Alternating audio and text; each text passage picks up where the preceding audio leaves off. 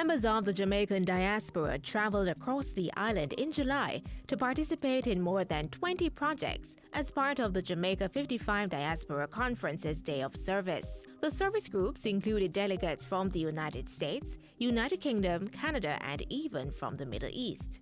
Their projects ranged from youth and community development to male empowerment, educational workshops, healthcare, and others. One group visited the Tower Street Adult Correctional Facility in Kingston. This group included locally based organization Operation Save Jamaica and National Security State Minister Pearnel Jr.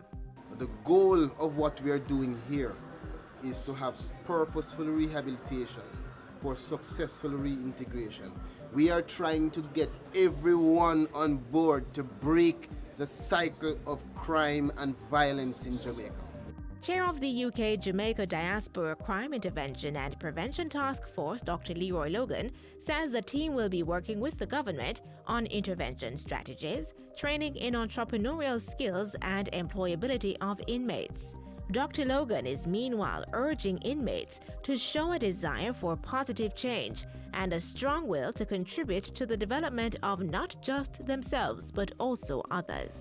If individuals are showing the right sort of attitude and the right sort of application, then those are criteria, because we're not talking about just levels of intelligence, because everyone's intelligent, but it's a question of how they want to apply their minds to develop those skills, and more importantly, and this is the key, how they give it back.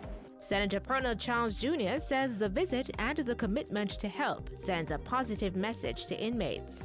It sends a very clear message to the brothers that they are important regardless of their circumstances. And once we get the persons and the brothers that are here to feel themselves valued and to understand their own self-identity, that is the foundation for any of the activities to actually be successful. Over at the Montego University College, the diaspora team continued their empowerment of young people and adults to speak out on violence against children. Government agencies were also on hand to strengthen working relations.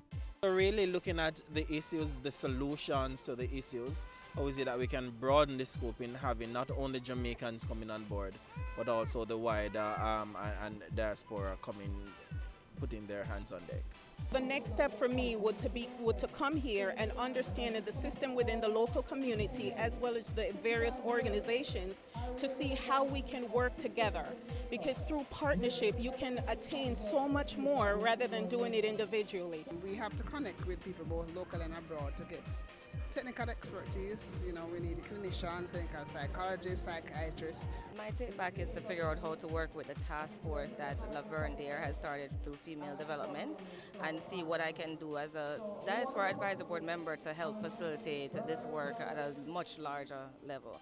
$1,625 or 198,000 Jamaican dollars was presented to E for Life, a non-government organization that cares for women and children living with HIV and teenage mothers who are infected with the virus.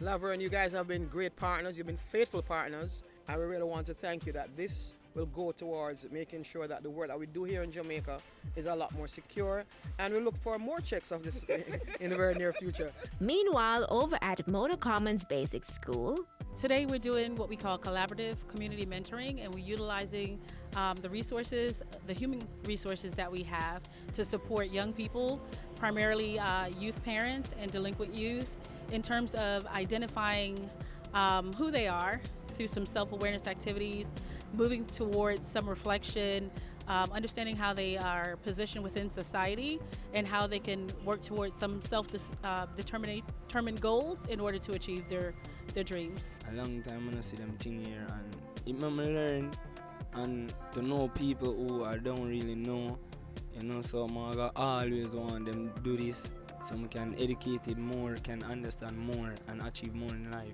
One of my goals is to get a degree, so I won't let my situation hold me back. So I've learned that with faith and being persistent and getting involved, it will help me to move forward. The undertaking is a partnership with Jamaica Cares Project and the University of the West Indies. Since 2014, we have started offering 2 scholarships, tertiary scholarships annually to residents of Mona Common.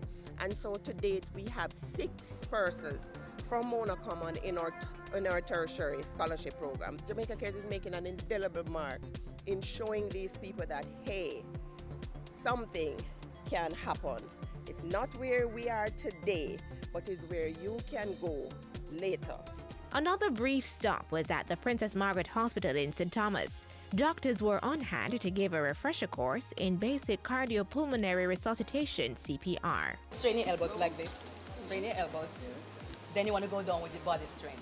And but fast, boom, boom, boom. So you want to do over, right? And you keep going. So you're going to do that fast.